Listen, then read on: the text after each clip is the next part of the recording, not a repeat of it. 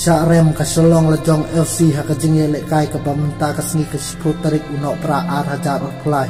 persyak ya ke Aizol FC ke Badero ke klub na Mizoram hakajingye lekai hapdeng kini ki ar telik kenhun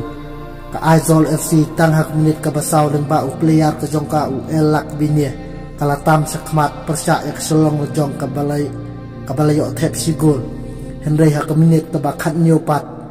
ka Aizol FC kalayo ban tep yang sa sigol leng ba u player ka jokau aram den thara tileng ba kini ki argol ka Aizol FC kala tam sakmat persya yang solong lejong da ar lanot kat ba ka solong lejong FC kala yakun tang ban yo pan phai biang kini ki argol Henry hadu ko bakut jong kani ka kelas tep ka solong lejong kamla ban pan phai so kini ki argol ti haden ka jing ya lekai hak kelamit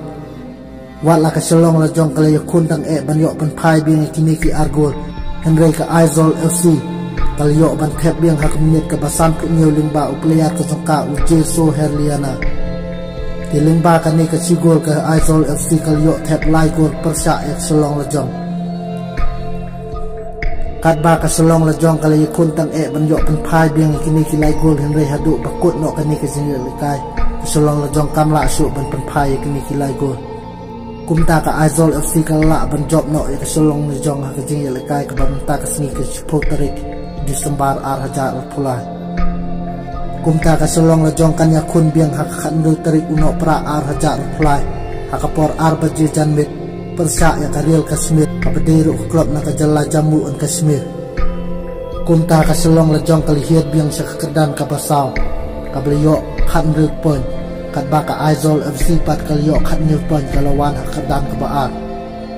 kat baka klub ke bahe du point kedi kamohot medan ke beliau ar point